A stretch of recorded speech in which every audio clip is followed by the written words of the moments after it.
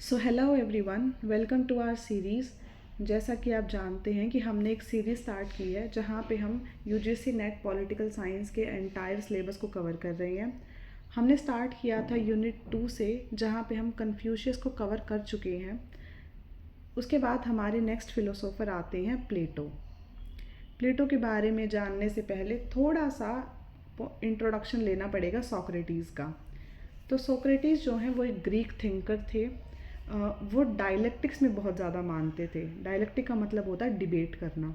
जैसे मैंने अगर कुछ बोला तो कोई और आके उसको कॉन्ट्राडिक्ट करेगा, उस बात के ख़िलाफ़ बोलेगा, फिर मैं उसकी बात को कॉन्ट्राडिक्ट करूँगी, और ऐसे करते करते हम जो है अल्टीमेट ट्रुथ तक पहुंच जाएंगे। तो ये सोक्रेटिस का मानना था कि अगर आपको अल्टीमेट नॉलेज चाहिए, अल्टीमेट ट्रुथ तक आपको पहुंचना है, ट्रू नॉलेज आपको चाहिए, तो आप डायलेक्टिक मेथड को फॉलो कीजिए।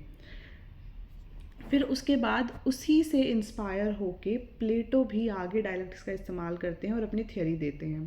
प्लेटो ने सोक्रेटिस को अपने बहुत सारे प्लेज में एज एन कैरेक्टर यूज़ किया है, जिसकी वजह से उन्होंने अपनी थियोरी समझाई है।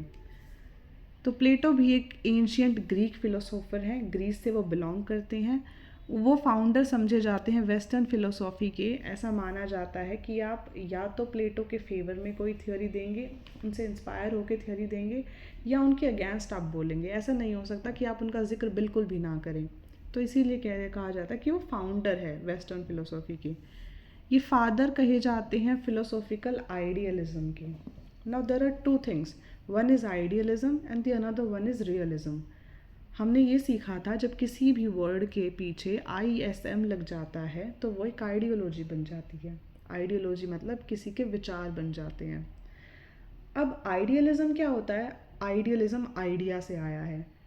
जो थिंकर्स ये मानते हैं कि जो हमारी सोच होती है, हमारे विचार होते हैं, वही सच हैं, वही ट्रू नॉलेज है, वो आइडियलिज्म को फॉलो करते हैं। और जो थिंकर ये मानते हैं कि हम अपनी सेंसेस से, हमारी सेंसेस कौन सी होती है? 5 सेंसेस होती है हमारी, स्मेल, हियरिंग, टेस्ट और देखना। तो ये सारी हमारी 5 सेंसेस होती हैं। जब हम ये मानते हैं कि जो हम सेंसेस से देख रहे हैं या जो भी हम फील कर पा रहे हैं इस मटेरियल दुनिया में, वही सच है और उसके परे कुछ भी हो वो सच नहीं है, तो हम कहते हैं कि हम रियलिज्म को फॉलो कर रहे हैं। तो प्लेटो आइडियलिज्म को फॉलो करते थे। वो अपने विचारों को ही सब कुछ मानते थे, उसी को अल्टीमेट ट्रुथ, अल्टीमेट रियलिटी मानते थे। ये यूटोपियन थिंकर थे। यूटोपिया का मतलब होता है जहाँ पे आप ऐसी सोसाइटी क्रिएट करना चाहते हो जो सिर्फ आपकी सोच में है, रियलिटी में प्रैक्टिकल फॉर्म में उसको अप्लाई करना इम्पॉसिबल है। आपने सुना होगा, बहुत सारे लोगों को हम बोलते हैं कि तुम तो ख्याली दुनिया में रहते हो, सपनों में ही रहते हो, ये हकीकत में हो ही नहीं सकता। तो वो यूटोपियन होता है कि हम ऐसा एक किंग लेके आएंगे जो कभी करप्ट नहीं हो सकता। तो this is utopia, it is not practically possible. Okay. तो जो प्लेटो हैं वो सोक्रेटिस के डिसाइपल थे, उनके चेले थे, और एरिस्टोटल के टीचर थे। एरिस्टोटल के बारे में हम आगे पढ़ेंगे। प्लेटो बिलीव करते हैं कि जो मैन है वो रैशनल है, उसमें तर्क करने की क्षमता होती है, उसमें लॉजिक होता है, फैक्ट को समझने की क्षमता होती है, इसीलिए वो डायलेक्टिक मेथड को फॉलो कर पाएगा। कार्ल पोपर ने कहा है, one can either be Platonic और anti Platonic but can not be non Platonic. वही जो मैंने आपको समझाया, या तो आप प्लेटो को फॉलो करोगे या उसके अगेंस्ट बोलोगे, एंटी प्लेटोनिक, लेकिन ऐसा नहीं है कि आप उसका बिल्कुल भी जिक्र ना करो। नॉन प्लेटोनिक आप नहीं हो सकते। We are done with the introduction, we are moving forward. तो ये टेबल आपके एग्ज़ाम में डायरेक्ट आती है, आपसे पूछ लेते हैं कि प्लेटो ने कौन सा आइडिया कौन से थिंकर से बोरो किया है, तो आप इसको याद कर लेना। तो प्लेटो भी बहुत सारे थिंकर से इन्फ्लुएंस थे। उन्होंने अपने आइडियाज़ बहुत, जब आप कोई बुक पढ़ते हो, किसी के आइडियाज़ को पढ़ते हो, तो आप उससे इन्फ्लुएंस होते हो और आगे आप उसी चीज़ के बारे में लिखना शुरू करते हो, या आपकी सोच में कहीं ना कहीं वो चीज़ होती है। तो इसी तरह से परमानाइट से प्लेटो ने बोरो किया है idea of form, theory of idea और फॉर्म। हेराक्लाइटिस से उन्होंने बोरो किया है इस मटेरियल वर्ल्ड का पॉइंट ऑफ व्यू, उनका जो भी आया है वो हेराक्लाइटिस से आया है। पाइथागोरस से उन्होंने थियोरी ऑफ फॉर्म और थियोरी ऑफ सोल ली है। देन सोक्रेटिस से उन्होंने थियोरी ऑफ जस्टिस जस्टिस ली है। वहाँ से उनके डायलेक्टिकल मेथड्स से उन्होंने अपनी थियोरी ऑफ जस्टिस दी है। These are the theories given by Plato. These are the ideas of these philosophers, और इनसे इन्फ्लुएंस थे प्लेटो। नाउ दिस इज इम्पॉर्टेंट, प्लेटो के की आइडियाज़ क्या हैं। एक ओवरव्यू ले लेते हैं कि हमें कौन कौन सी थियोरी प्लेटो की पढ़नी है। तो प्लेटो ने थियोरी ऑफ फॉर्म और आइडिया दिया है, अपनी थियोरी ऑफ नॉलेज दी है, एंड थियोरी ऑफ जस्टिस दी है। दीज थ्री आर कनेक्टेड, ये कनेक्टेड हैं। इसी से हम समझेंगे कि वो क्या कह रहे हैं, कि आप किस तरह से ट्रू नॉलेज तक पहुंच सकते हो। प्रिंसिपल ऑफ आइडियल स्टेट उन्होंने दिया है, एजुकेशन सिस्टम कैसा होना चाहिए वो बताते हैं, वाइफ के बारे में, प्रॉपर्टी के बारे में, फैमिली के बारे में वो कहते हैं, उनका पॉइंट ऑफ व्यू हम समझेंगे। और गवर्नमेंट, कौन सी गवर्नमेंट को बेस्ट मानते हैं, कौन कौन से टाइप उन्होंने दिए हैं, ये हम समझेंगे। स्टार्ट करते हैं theory of idea and form से। सोक्रेटिस कहते हैं कि virtue is knowledge and vice is ignorance.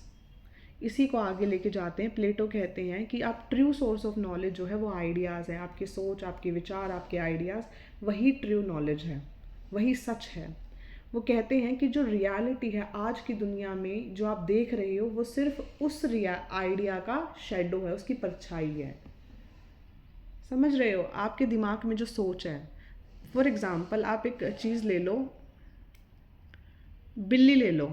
आप अगर बिल्ली के बारे में सोचोगे, कैट के बारे में अगर आप सोचोगे, तो आप क्यों सोचोगे कि उसके 4 पैर होते हैं, एक पूँछ होती है, उसकी आंखें बड़ी बड़ी होती हैं, ऐसी कैट होती है। लेकिन जब आप उसको रियलिटी में देखोगे तो आप अलग अलग वैरायटी की कैट देखोगे, कोई ब्राउन कलर की, कोई वाइट कलर की, कोई येलो कलर की है। तो आपके दिमाग में जो वो कैट का आइडिया है, प्लेटो कहते हैं वही सच है, वही रियल है। लेकिन जो आपने हकीकत में देखा वो सिर्फ आपकी सोच की परछाई है। तो जो आइडिया हो गया उनके हिसाब से वो ट्रू नॉलेज है, और जो रियलिटी हो गई वो शैडो है। This is what he says.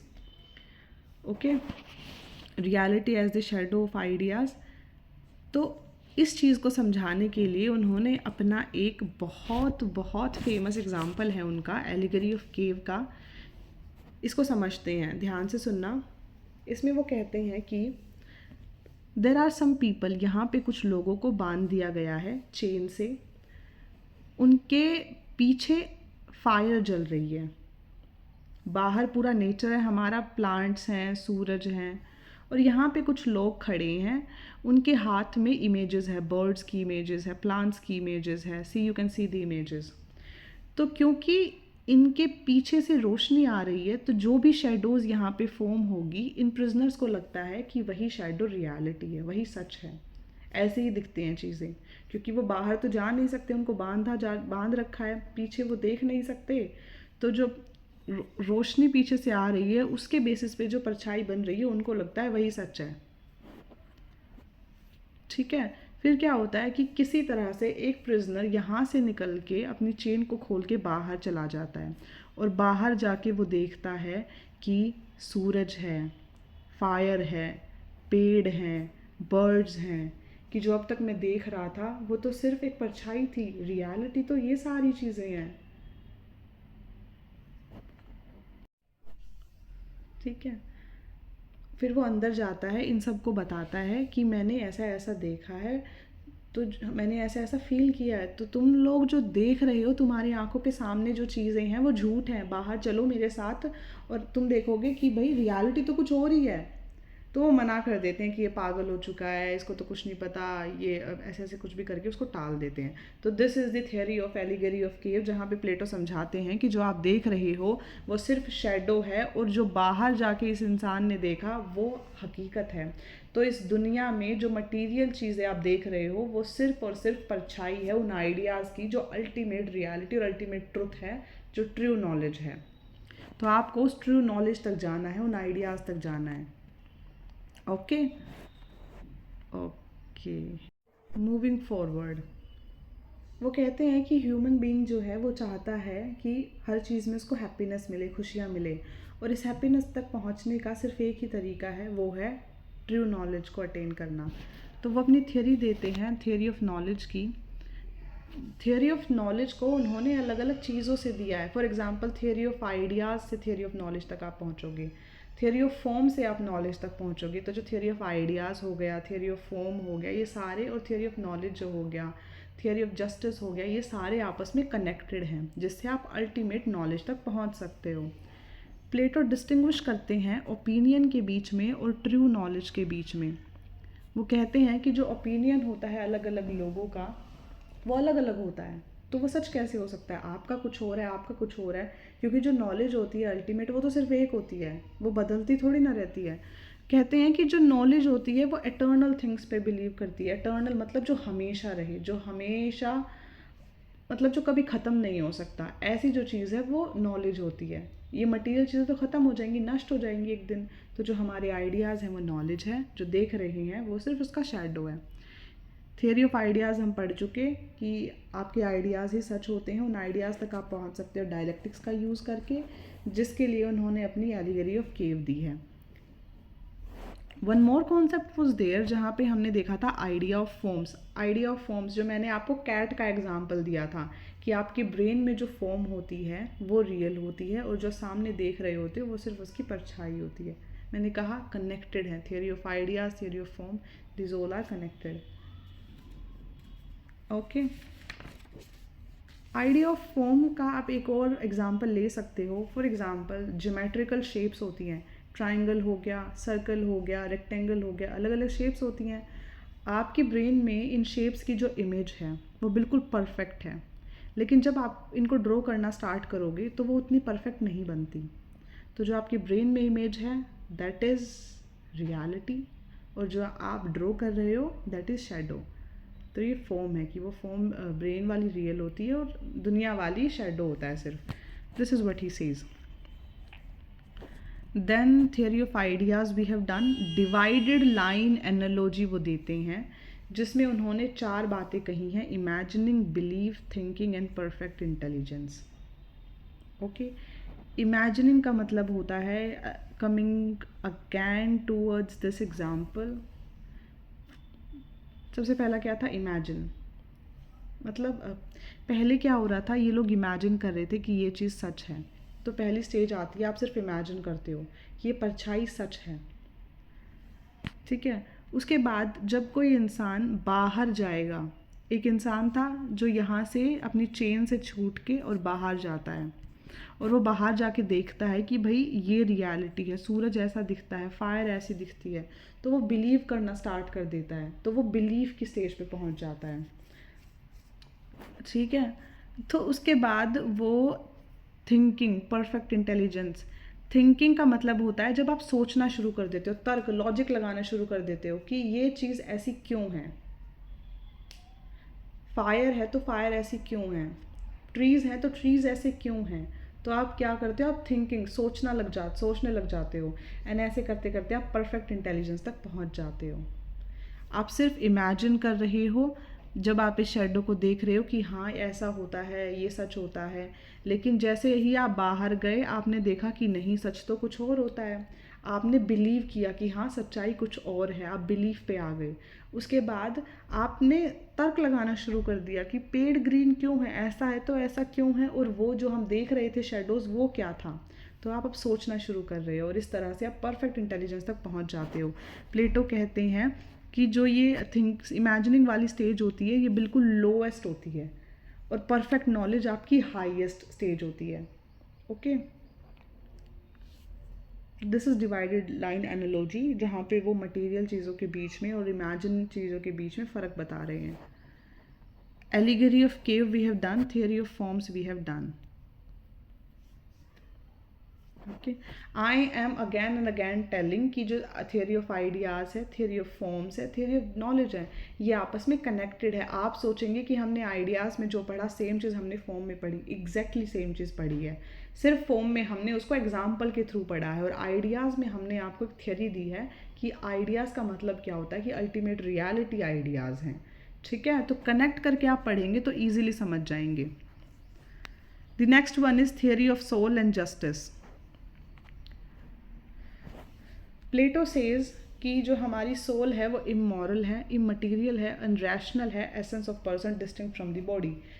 आपने बहुत सारे लोग होंगे जिन्होंने भगवत गीता पढ़ी होगी, और जो हिंदुज़म का कॉन्सेप्ट है वो कहता है कि जो आपका शरीर होता है वो मृत हो जाता है, मतलब ख़त्म हो जाता है, नष्ट हो जाता है, लेकिन जो आपकी सोल, आपकी आत्मा होती है वो कभी नहीं मरती, वो हमेशा रहती है। तो सेम चीज़ प्लेटो कहते हैं कि आपकी सोल आपकी बॉडी से डिस्टिंक्ट है, वो हमेशा रहती है, वो इस मटेरियल दुनिया से अलग है, वो इमोरल है, वो रैशनल है, यानी कि वो लॉजिकल है।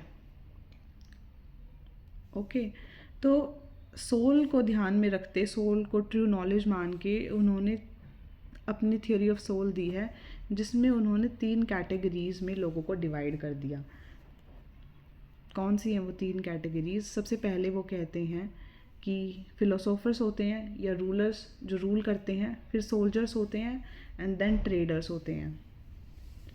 सबसे पहला वर्च्यू, यानी कि सबसे पहला गुण क्या होता है? विजडम। जिसकी सोल में, जिसकी बुद्धि में, जिसकी सोल में नॉलेज का गुण ज़्यादा होता है, डोमिनेट करता है। डोमिनेंट ट्रेट कौन सा हो गया? नॉलेज। वर्च्यू गुण कौन सा हो गया? विजडम। वो क्या करेंगे? वो रूल करेंगे, उनका काम होगा रूल करना। जिनकी सोल में करेज होगी, डोमिनेंट ट्रेट हो जाएगी इमोशन, यानी कि साहस होगा, वो क्या करेंगे? वो प्रोटेक्ट करने का काम करेंगे, वो सोल्जर क्लास में चले जाएंगे। जिनकी सोल में टेम्परेंस या एपेटाइट होगी, यानी कि भूख होगी किसी चीज़ की, वो ट्रेड करेंगे, यानी कि या तो प्रोड्यूस करेंगे या फिर ट्रेड के बिजनेस में वो लोग जाएंगे।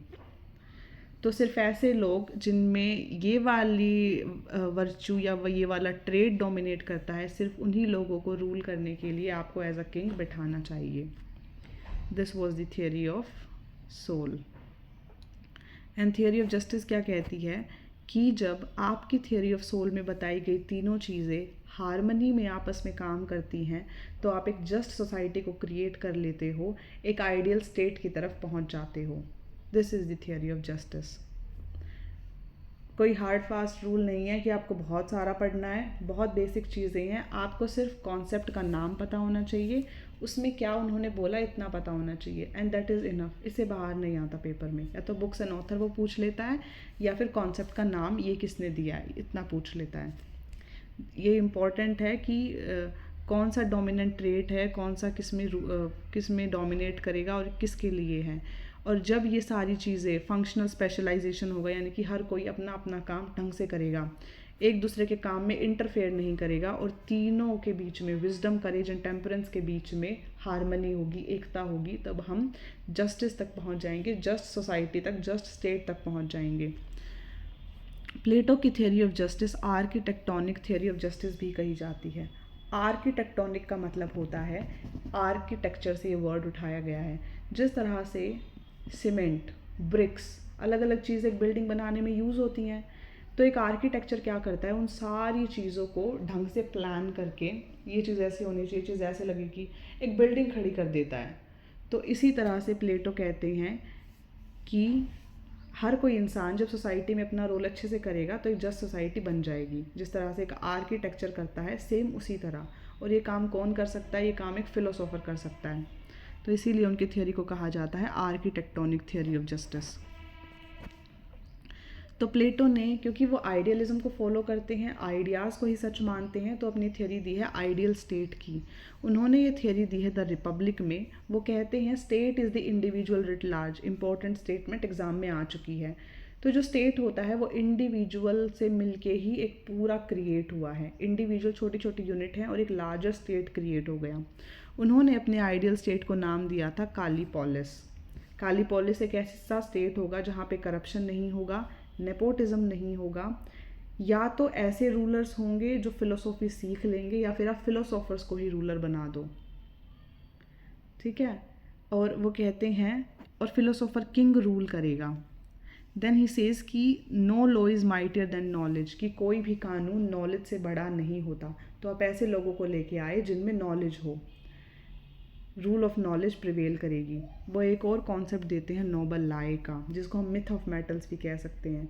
यानी कि आप लोगों में एक ऐसा झूठ फैला दो, नोबल लाए, एक ऐसा झूठ कि सब ये मानेंगे कि जिस तरह से आपने सोसाइटी को डिवाइड करा है, अब अगर अगर कोई किंग आके बोलेगा कि क्योंकि आपके अंदर टेम्परेंस या एपेटाइट वाली वर्चू है, वो डोमिनेंट ट्रेट है, तो आप प्रोड्यूस करिए, तो लोग मानेंगे? नहीं मानेंगे। तो आप सब में ये झूठ फैला दो कि जिस तरह से सोसाइटी को डिवाइड किया गया है वो सबसे बेस्ट है, तो कोई आपको क्वेश्चन ही नहीं करेगा जब आप उनके दिमाग में ये चीज़ बैठा दोगे। तो दिस इज़ कॉल्ड नोबल लाई, एक नोबल अच्छा झूठ फैला देना।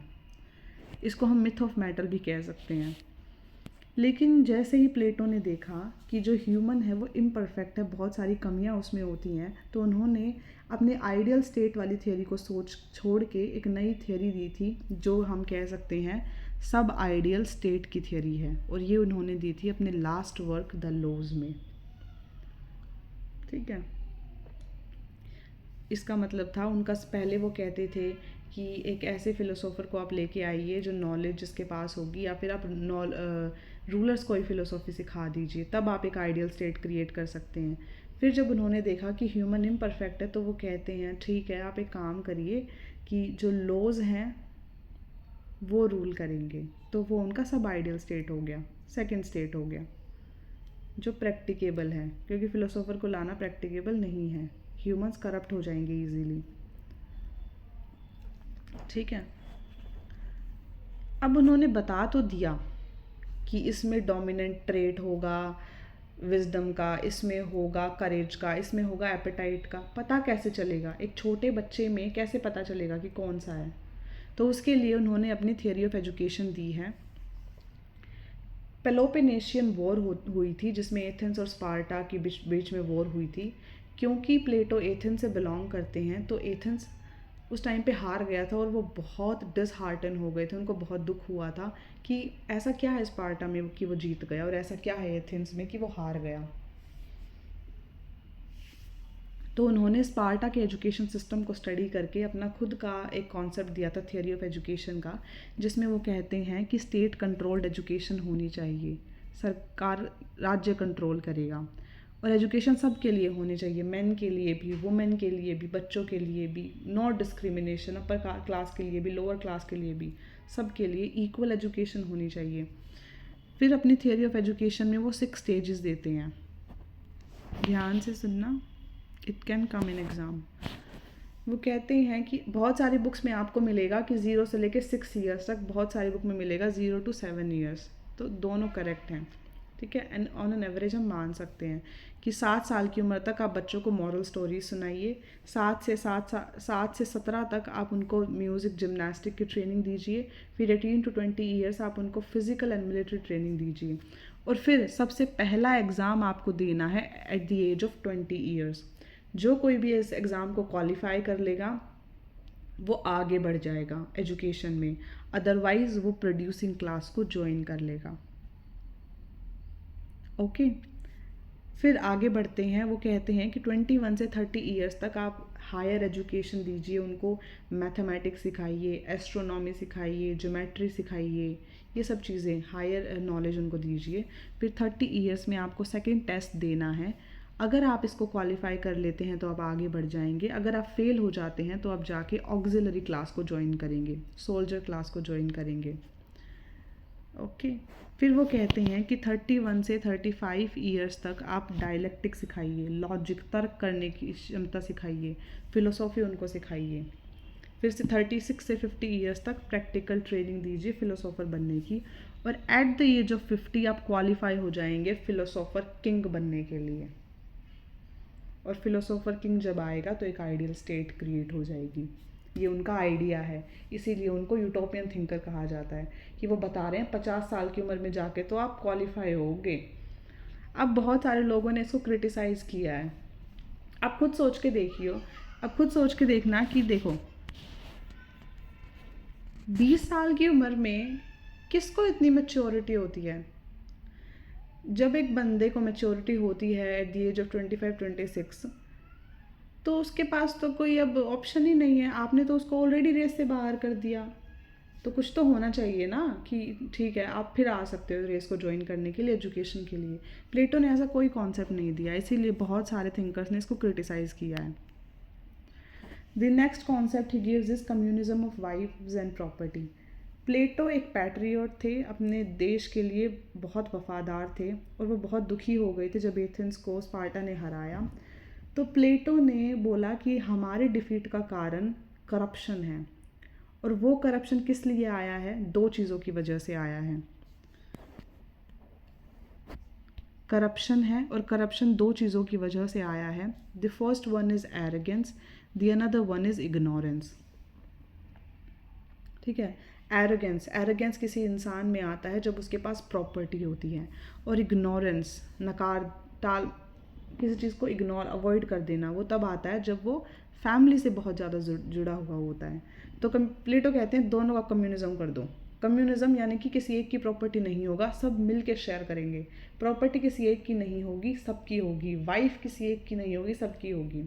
और उन वाइफ से जो फैमिली क्रिएट होगी, जो बच्चे पैदा होंगे, चिल्ड्रन होंगे, किसी को पता ही नहीं होगा कि मेरा मेरा कौन सा है, उसका कौन सा है, तो वो सबको अपना चाइल्ड मानेंगे और सबको सिमिलर ट्रीट करेंगे, जिससे एरोगेंस भी नहीं होगा, इग्नोरेंस भी नहीं होगी और करप्शन भी नहीं होगा। तो ये उन्होंने एडवाइस दी थी कि आपको ऐसा करना चाहिए। बिल्कुल भी प्रैक्टिकेबल नहीं है, again it's only a utopia, इसीलिए उनको यूटोपियन थिंकर माना जाता है। तो उन्होंने अपना एक कॉन्सेप्ट दिया था दी रिपब्लिक में। मोस्टली उनके जो सारे इंपॉर्टेंट कॉन्सेप्ट है उन्होंने द रिपब्लिक बुक में ही दिए हैं। जो रिपब्लिक बुक है वो 10 पार्ट्स में डिवाइडेड थी, अपनी theory of justice, theory of education, theory of communism, Kallipolis जो उनका आइडियल स्टेट है, ये सारे कॉन्सेप्ट इन्होंने द रिपब्लिक में ही दिए हैं। फिर उन्होंने टाइप ऑफ गवर्नमेंट की बात करी है। वो कहते हैं कि 5 टाइप्स ऑफ गवर्नमेंट होती है, बेस्ट से लेके वर्स्ट तक। वर्स्ट का मतलब होता है बुरा। सबसे ख़राब होती है टिरैनी, यानी कि बगैर लॉ के कोई एक राजा आके शासन करता है, कोई गवर्नमेंट आती है बगैर लॉ के वो रूल करती है, अराजकता अपने हिसाब से जैसा उसका मन कर रहा है। फिर डेमोक्रेसी, जहाँ पे मेजॉरिटी लोग रूल करते हैं, लोअर क्लास जहाँ पे रूल करती है। ये डायरेक्ट डेमोक्रेसी भी हो सकती है कि सारे लोग मिलके अपने डिसीजंस ले रहे हैं, इनडायरेक्ट भी हो सकती है जहाँ पे लोग अपने रिप्रेजेंटेटिव्स को चूज़ कर रहे हैं। फिर आती है ओलिगार्की। ओलिगार्की का मतलब होता है जहाँ पे जो वेल्दी पीपल होते हैं वो पावर में बैठे हैं, अमीर लोग पावर में बैठे हैं। फिर उसके बाद आती है टिमोक्रेसी। टिमोक्रेसी का मतलब होता है किसी एक लीडर में जब उसके वर्च्यूज़, उसके गुण, उसकी क्वालिटीज़ ख़त्म होना शुरू कर जाती है तो वो टिमोक्रेसी के स्टेट पे आ जाता है। जब उसकी क्वालिटीज़, उसके वर्च्यूज़ इंटैक्ट रहते हैं तो that stage is known as aristocracy. तो ये हाईएस्ट स्टेज हो गई, ये लोवेस्ट स्टेज हो गई। प्लेटो एरिस्टोक्रेसी को बेस्ट फॉर्म ऑफ गवर्नमेंट मानते हैं, इसीलिए वो कहते हैं फिलोसोफर किंग रूल करेगा, एरिस्टोक्रेट रूल करेगा। Rule of philosopher king is known as the stage of aristocracy, type of government. फिर यहाँ से क्वेश्चन बहुत ज़्यादा आता है। मैंने आपको बताया, या तो क्वेश्चन ये पूछेगा कि कौन सा कॉन्सेप्ट किसने दिया है, या आपसे ये पूछेगा कि उनकी बुक्स को क्रोनोलॉजी में लगा दीजिए। क्रोनोलॉजी वाले क्वेश्चन बहुत ज़्यादा आ रहे हैं, तो आप इनको एक बार पढ़ लीजिएगा। Apology, Crito, Phaedo, Meno, Gorgias, Republic. मैंने बताया सारी थियोरीज मोस्टली उनकी रिपब्लिक में है। स्टेट्समैन में उन्होंने 5 टाइप ऑफ गवर्नमेंट की बात की है, जो भी हम पढ़ के आए हैं। ये 5 टाइप ऑफ गवर्नमेंट उन्होंने स्टेट्समैन बुक में दी है। उसके बाद उनकी लास्ट बुक थी लॉज, जहाँ पे उन्होंने अपनी सेकंड बेस्ट स्टेट की बात की है, सब आइडियल स्टेट की, जहाँ पे लॉज रूल करेंगे। उनकी और भी बुक हैं, एक उनकी बुक है सिंपोजियम करके, जहाँ पे उन्होंने लव का कॉन्सेप्ट दिया है। बट दीज आर इनफ, आप इनको क्रोनोलॉजी में याद कर लीजिए, दीज आर इनफ। एक बार क्विकली रिवाइज कर लेते हैं, क्योंकि बहुत सारे स्टूडेंट्स क्या है कंफ्यूज हो जाते हैं। प्लेटो के बारे में पढ़ा, ग्रीक फिलोसोफर है, सोक्रेटिस के डिसाइपल हैं, यूटोपियन थिंकर है, आइडियलिस्ट थिंकर हैं, ठीक है। उसके बाद उन्होंने अपने आइडियाज़ कहाँ से बोरो किए हैं, दिस इज़ इम्पॉर्टेंट। फिर उन्होंने कौन कौन सी थियोरी दी है, theory of idea, theory of knowledge दी है। आइडिया और फॉर्म में उन्होंने दिया है कि जो आइडियाज़ होते हैं वो अल्टीमेट रियलिटी होती है। इस चीज़ को समझाने के लिए उन्होंने अपनी थियोरी ऑफ फॉर्म दी है। वो कहते हैं कि ब्यूटी का जो कॉन्सेप्ट आपके दिमाग में है वो सच है, वो फॉर्म सच है, और जो आप रियलिटी में देख रहे हो वो सिर्फ उसका शेडो है। थियोरी ऑफ नॉलेज, नॉलेज तक पहुंचने के लिए ये सारी चीज़ें इंपॉर्टेंट है कि आप आइडियाज़ को स्टडी करो, फॉर्म को स्टडी करो, और जब आपके दिमाग में कलेक्शन होना शुरू हो जाएगा इन वेरियस आइडियाज़ का, आप ट्रू नॉलेज तक पहुंच जाओगे। ठीक है, तो जो एटर्नल वर्ल्ड है, जो वर्ल्ड आपको दिखाई नहीं दे रहा, उसकी नॉलेज, उसका कलेक्शन आपके ब्रेन में स्टोर होना शुरू हो जाएगा, तो आपको अल्टीमेट नॉलेज मिल जाएगी। थियोरी ऑफ जस्टिस में जहाँ पे उन्होंने बताया कि अलग अलग ट्रेट होते हैं सोल में, जब वो सारे हार्मनी में आपस में मिलजुल के काम करते हैं तो आप जस्ट सोसाइटी तक पहुंच जाते हो। एक आइडियल स्टेट कैसा होना चाहिए, जहाँ पे फिलोसोफर किंग रूल करता है, जहाँ पे करप्शन नहीं होता, नेपोटिज्म नहीं होता। ठीक है, या तो फिलोसोफर किंग रूल करेगा, या जो किंग अभी रूल कर रहा है आप उसको फिलोसॉफी सिखा दीजिए। फिर